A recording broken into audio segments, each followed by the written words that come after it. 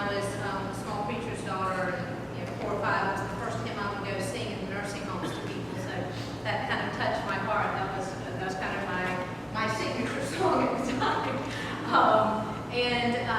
When I was thinking of Ben's sermon this morning about the Sabbath, I was thinking about rest, and I was thinking about how valuable it is. And then I got to thinking about how we do need to rest our bodies, but sometimes we can't rest our bodies because our souls can't rest.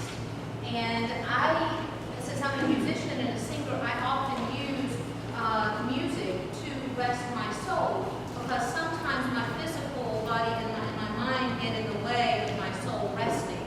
And music speaks to my soul in a way that it doesn't necessarily speak to my body.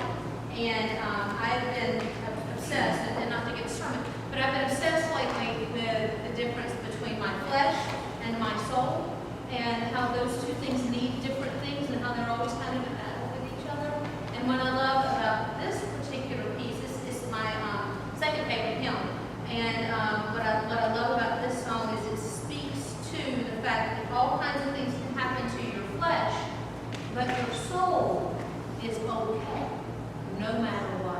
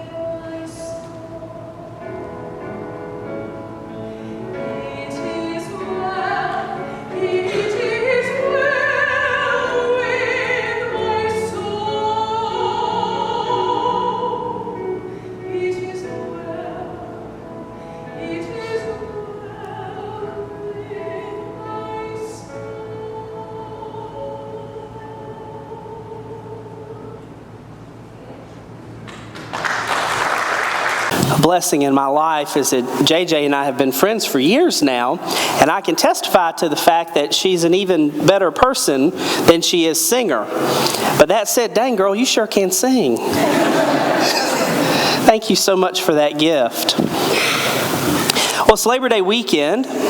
We hear a text from Luke's Gospel this weekend on Jesus doing what leaders thought maybe he shouldn't be doing on the Sabbath. This theme of Sabbath and Labor Day weekend kind of go hand in hand, this notion of rest and Labor Day weekend being a long weekend and a holiday created to give workers rest from so much hard work. I thought a lot this week about the role of rest in our life. I've told you before, probably numerous times, that I'm a self-avowed, practicing workaholic. I struggle with that sometimes, but I enjoy my work a lot. I find energy in working. I've worked all my life, I feel like. My mom, about the time I was 12 or 13 and I wanted something, it was a good opportunity to say, well, you better do something to earn it. And so work became a part of my life. You want a new thing? Go cut some grass. And thus started a life where work has been integrated into being a part of my rhythms of living. We admire workaholics. We praise them. Oh, what hard work they do. Sometimes we want to work more because we see more value in our productivity. The more productive we are, the more we work, the more valuable we seem to feel. Sometimes it can even be hard to value the notion of rest. There's an old adage, I forget what it is, something about, you can sleep when you die. Like, because you can get everything done. There's always something more we can get done. And we live in a constant haste. Frazzled daily, day in, day out. To-do list, task, work. Whatever it is in your life. You may not call yourself a workaholic, but I think all of us to some degree suffer from workaholism. That says my day must not have been a good day if I wasn't productive and done something. My life must not be worth something if I didn't spend every ounce of energy I have trying to be productive. And we forget about the importance of rest in our life. That's what Sabbath is all about. But there's a deeper meaning to Sabbath that I think kind of informs why we should really give ourselves more permission to rest. There's two definitions that somehow, if you're not careful, could compete in the Old Testament on what Sabbath means. One comes from the book of Exodus, where God tells the people to keep the Sabbath day holy and to rest. God worked 6 days and rested on the seventh. Therefore, we should too. Well, that's a good advice. Who thinks we can be more productive than God, right? But Deuteronomy takes it a step further.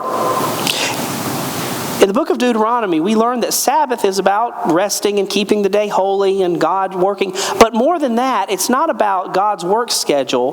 The link to the meaning of Sabbath is about you were once a people in bondage and you were set free. Therefore, rest on the Sabbath and remember that freedom.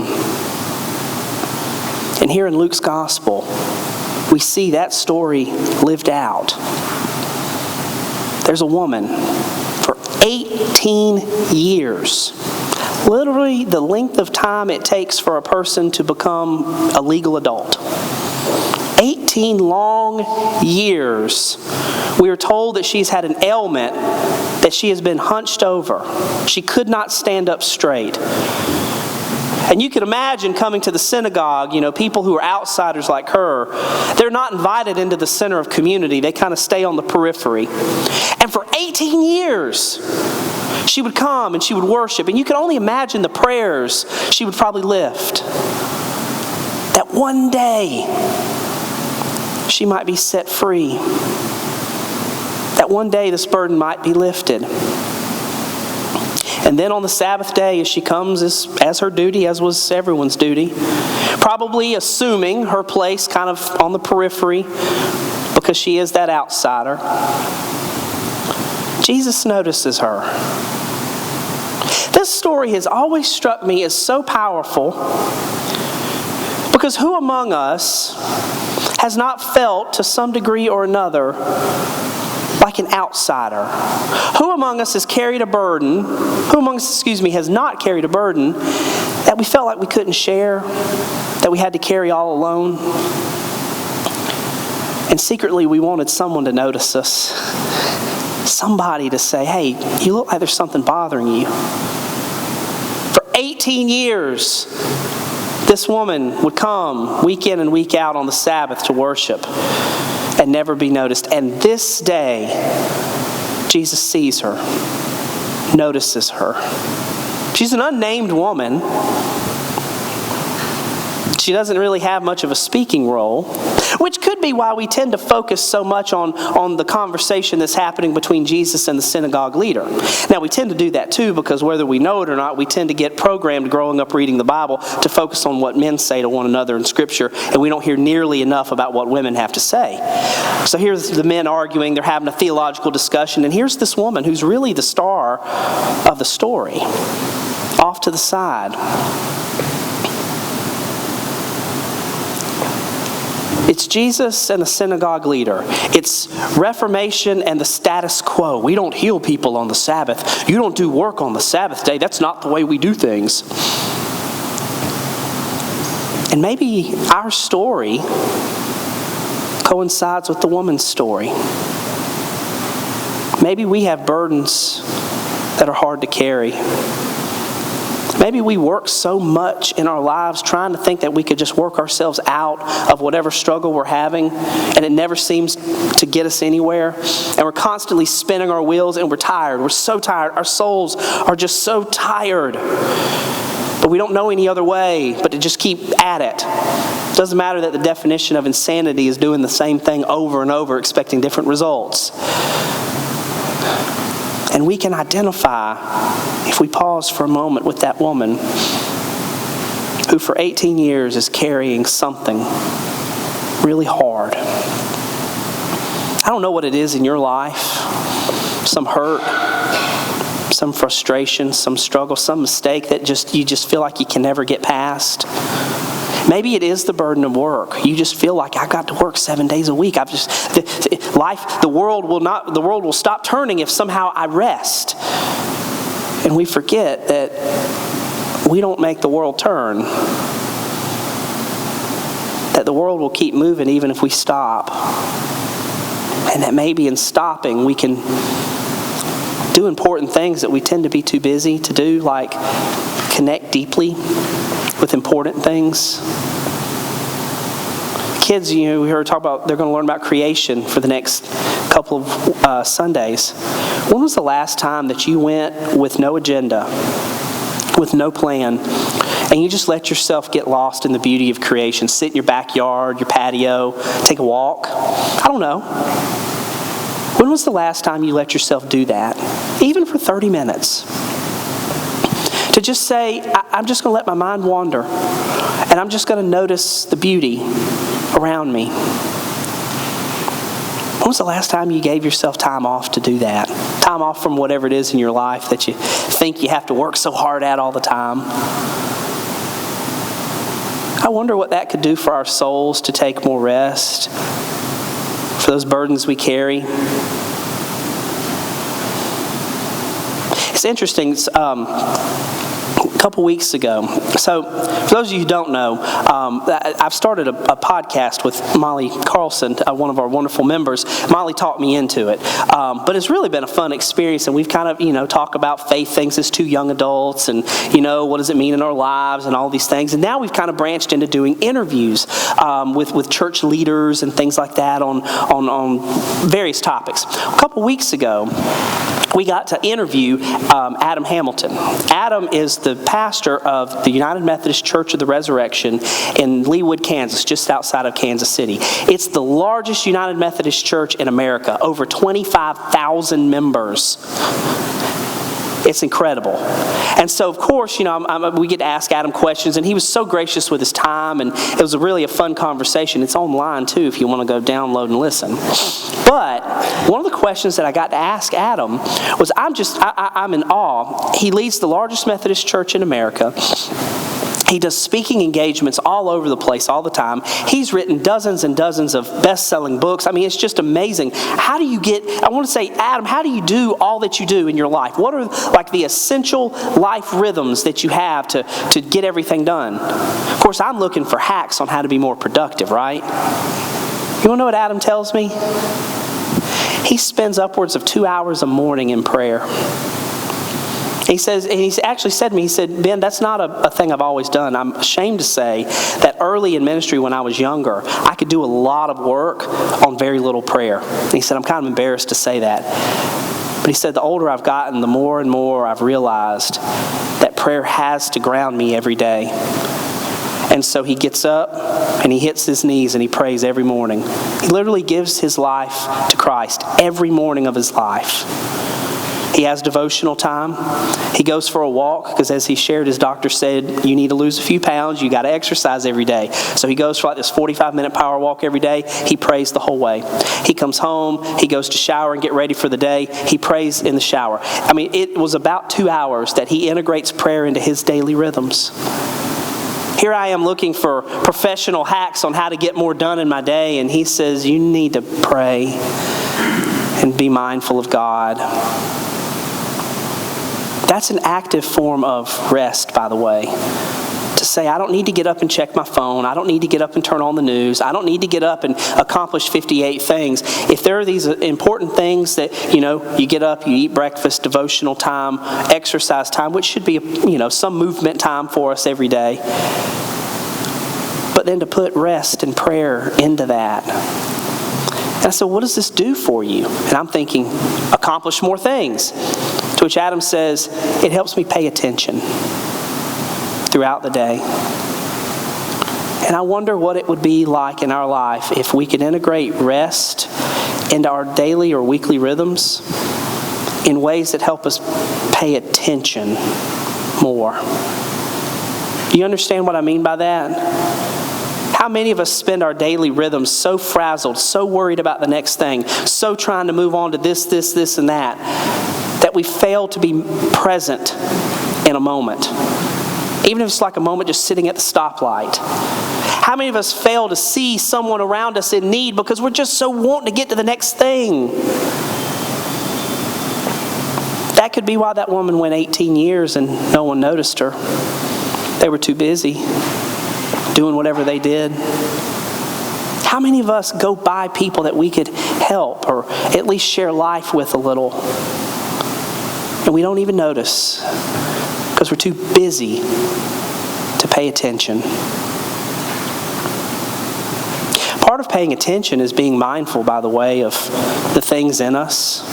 When you rest, when you invite quiet time into your life, when you set aside time to just unplug from things, it does make you more mindful of what's within. And sometimes we stay busy because we don't really want to get to what's inside of us because we don't always like it.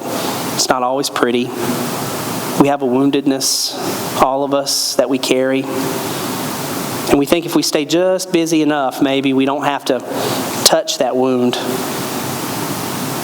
But rest is an opportunity to touch it, to be mindful of it, and to know that by God's grace, we have been and are being healed. That God is working in our life, that there is no wound inside of you that can define you. Your deepest definition of who you are, everything that you are, it's not from your productivity. It's from the fact that you are made in the image of God. A good and loving God who, before you accomplished a thing in your life, set you apart as holy and loved and beautiful. You can spend your life working to accomplish everything in the world, and it's good to accomplish things, but there is no way you can accomplish anything greater than what God made you to be in the first place. So when you touch that wound even, you can give thanks that God has a deeper definition on your life.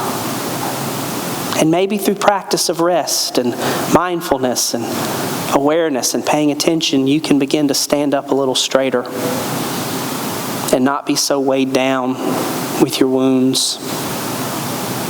One of my favorite stories of how we can identify in our woundedness with one another is the story of a woman named Antoinette Tuff. A few years ago, you may remember, there was a young man who went into a school in Decatur, Georgia. It was a school shooting situation. And he gets into the office. And if you remember in the news, there was this whole, the secretary, Antoinette Tuff, calls 911. And there's this whole 30-minute, 45-minute conversation that you can hear because she has the phone here and she's talking to the young man who's standing in front of her with a loaded weapon ready to use it. And throughout the conversation is so powerful. But you hear the young man eventually confess things that he's struggling with mental illness and hasn't had his medication and things like that. And you pick up that he doesn't like himself very much. And you hear Antoinette Tuff say that she understands that her husband left her, some time ago, and that she's had struggles in her life. And what ends up happening, first of all, is that the young man doesn't carry out the crime, that she actually talked him into putting his gun down. But over the course of this conversation, being mindful of her own wound, she touched the life of a wounded person. And that's a dramatic scenario. But every one of us has an opportunity to touch someone else's life. But that doesn't happen when we stay so busy and so frazzled and so driven 7 days a week, 24 hours a day. We need rest. We need to pay attention. We need to be quiet and mindful. And in those moments, we can give thanks for what God is doing to heal us in our life. And we can ask God to help us pay attention, to see those who may be carrying burdens, who knows, for 18 years or more around us. And that maybe we can be the vessel through which Christ can see someone again, to call them out, to tell them how they're loved. That woman was unnamed, and by the end of this, she is named a daughter of Abraham. That in and through us, God can heal us and others. What a beautiful calling that we can find rest and thanksgiving in. Amen.